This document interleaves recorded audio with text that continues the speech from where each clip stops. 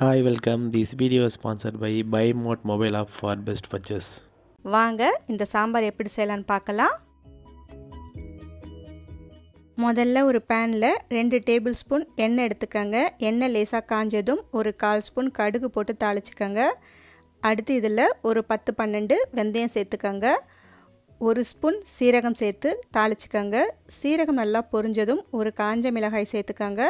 அடுத்து இதில் ஒரு 15-20 சின்ன வெங்காயத்தை 2ஆக கட் பண்ணி சேர்த்துக்கங்க. சின்ன வெங்காயத்துக்கு பதிலாக பெரிய வெங்காயம் கூட சேர்த்துக்கலாம். ஒரு கொத்து கருவேப்பிலை சேர்த்துக்கங்க. கொஞ்சமாக பெருங்காயத்தூள் சேர்த்துக்கலாம். 2 பச்சை மிளகாயை கீரி சேர்த்துக்கங்க. இப்போ இந்த வெங்காயம் நல்லா வதங்கி லேசாக செவக்கிற வரைக்கும் இதை நம்ம வதக்கி விட்டுக்கலாம். வெங்காயம் நல்லா வதங்கி லேசாக செவக்க ஆரம்பித்ததும் ஒரு பெரிய தக்காளியை நறுக்கி சேர்த்துக்கங்க. இந்த தக்காளியையும் லேசாக வதக்கி விட்டுக்கங்க. தக்காளி கரையணுன்னு அவசியம் இல்லை, லேசாக வதங்கினா மட்டும் போதும்.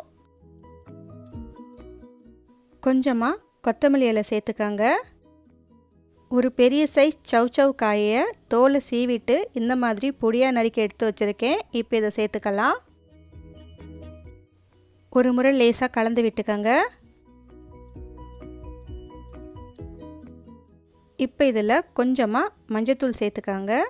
மஞ்சத்தூள் சேர்த்து ஒரு 2 நிமிஷத்துக்கு இந்த காயை எண்ணெயிலேயே நல்லா வதக்கி விட்டுக்கங்க. இப்போ பார்த்தீங்கன்னா காய் ஓரளவுக்கு வதங்கி வந்துடுச்சு. இந்த சமயத்தில் நாம் சாம்பார் பொடி இல்லைன்னா குழம்பு மிளகாய்த்தூள் சேர்த்துக்கலாம். ஒரு 1.5 டேபிள் ஸ்பூன் குழம்பு மிளகாய்த்தூள் இல்லைன்னா சாம்பார் பொடி சேர்த்துக்காங்க. பொதுவாக நீங்கள் சாம்பாருக்கு என்ன பொடி சேர்ப்பீங்களோ அதை சேர்த்துக்கலாம். சாம்பார் பொடி சேர்த்ததும் லேசாக ஒரு முறை கலந்து விட்டுக்கங்க. அடுத்து இதில் ஒரு 3 கப் தண்ணி சேர்த்துக்காங்க. காய் வேகிற அளவுக்கு தண்ணி சேர்த்துக்காங்க. அடுப்பை மீடியம் ஃப்ளேமில் வச்சு இந்த காயை வேக விடுங்க. காய் ஓரளவுக்கு நல்லா வெந்ததுக்கப்புறமா நம்ம பருப்பு சேர்த்துக்கலாம். காய் ஓரளவுக்கு வெந்து வந்துடுச்சு. இந்த சமயத்தில் நாம் வேக வச்ச பருப்பை சேர்த்துக்கலாம். ஒரு 100 கிராம் துவரம் பருப்பை கொஞ்சம் மஞ்சள் தூள், கொஞ்சம் பெருங்காயம், 4 பல் பூண்டு சேர்த்து குக்கரில் 4 விசில் வேக வச்சு எடுத்து வச்சுருக்கேன். இப்போ இதை சேர்த்துக்கலாம். நெல்லிக்காய் அளவுள்ள புளியை தண்ணியில் ஊற வச்சு வடிகட்டி சேர்த்துக்கங்க.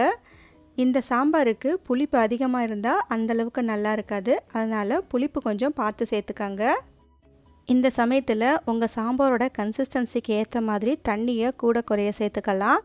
இந்த சாம்பார் ஆறுனதுக்கு அப்புறமும் கெட்டியாக வாய்ப்பு இருக்குன்றதுனால அதுக்கேற்ற மாதிரி தண்ணி சேர்த்துக்கங்க. சாம்பாருக்கு தேவையான அளவுக்கு உப்பு சேர்த்துக்கங்க. இப்போ பார்த்தீங்கன்னா சாம்பாருக்கு தேவையான எல்லா பொருளுமே சேர்த்தாச்சு. அடுப்பை மீடியம் ஃப்ளேமில் வச்சு ஒரு 5 நிமிஷம் இந்த சாம்பார் நல்லா கொதிச்சா மட்டும் போதும். எல்லாமே சேர்ந்து ஒரு 5 நிமிஷம் இந்த சாம்பார் நல்லா கொதிக்கட்டும்.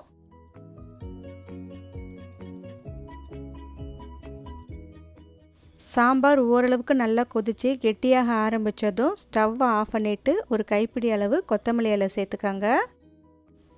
அவ்வளவுதான், சுட சுட சௌசௌ காய் சாம்பார் சூப்பராக ரெடி பண்ணிட்டோம்.